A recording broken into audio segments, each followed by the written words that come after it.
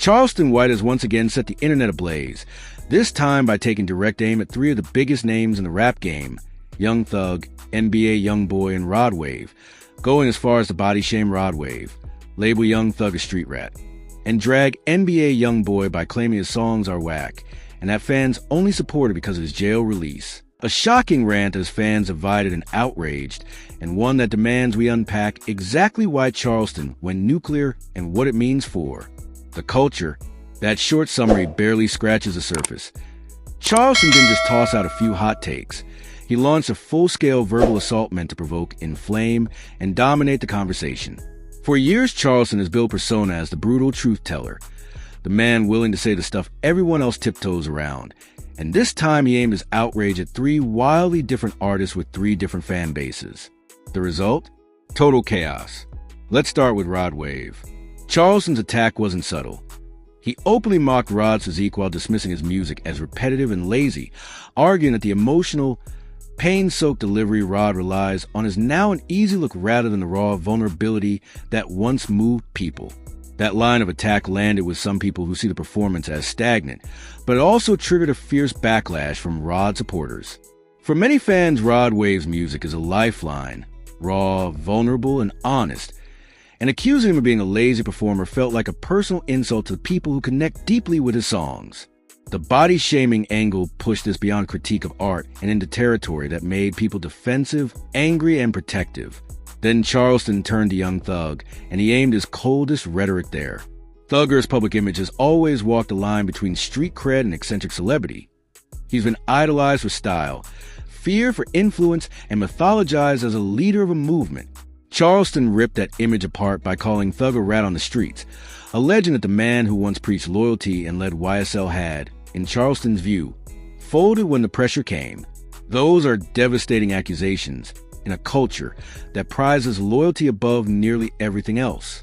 If even a whisper of truth sticks, Thug's reputation, built on being a fearless icon and a boss, takes a huge hit. What makes Charleston's Thug attack so incendiary is the timing and the framing. He linked the alleged street behavior to a larger narrative about authenticity and hypocrisy in hip-hop. If the so-called leaders are willing to play both sides, then the code itself loses its meaning. Charleston framed Thug not just as a man who made a bad choice, but as someone whose actions fundamentally undermine the values the streets hold sacred. That's not a simple diss.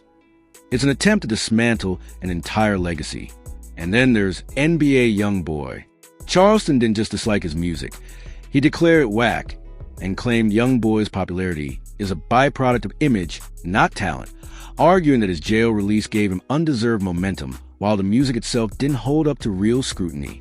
That's a provocative stance because YoungBoy's fan base is notoriously loyal and famously defensive. Saying his catalog is weak is like lighting a fuse in an area full of gasoline. Fans immediately countered with streaming numbers, chart positions, and personal testimony about how YoungBoy's music saved them through tough times. But Charleston doubled down, saying fandom has become about spectacle, not sonic quality. The common thread in Charleston's takedown is his argument that the culture has softened, that today's fans reward image, narrative, and trauma headline energy more than durable talent. By attacking Rod Wave's looks, Thug's loyalty, and YoungBoy's musical merit, Charleston attempted to prove a single thesis. The culture values theater over art. Whether you agree or not, it's a thesis meant to force a reaction, and it worked. Of course, the fallout was immediate and brutal. Social feeds exploded. Thugger supporters called Charleston a provocateur playing with fire. YoungBoy's loyalists flooded comment sections with heated defenses. Rod Wave's fans pushed back against the body shaming and demanded respect for his emotional transparency. Influencers, bloggers, and podcasters pounced, some siding with Charleston's blunt observations, others slamming him for bullying and sensationalism. The conversation quickly split into two camps: those who praise Charleston for calling out what they see as real issues, and those who condemn him for punching down and purposely inflaming already raw wounds. Charleston himself didn't act surprised by the response. If anything, he reveled in it. He reposted viral reactions, taunted critics, and promised to keep going harder. That posture is exactly why he's been successful as a media figure. He sells chaos and stands behind it. But his brazenness also raises the real question of consequences. You don't call out three big names like this without paying a price. Now that he's painted himself as someone who goes after artists with massive followings, he's likely to encounter retaliation.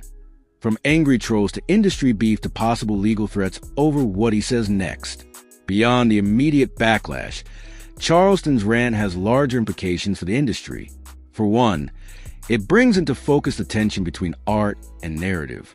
Is modern hip-hop being driven by authenticity in the music itself, or by the stories around artists, the legal troubles, the public reconciliations, the viral videos?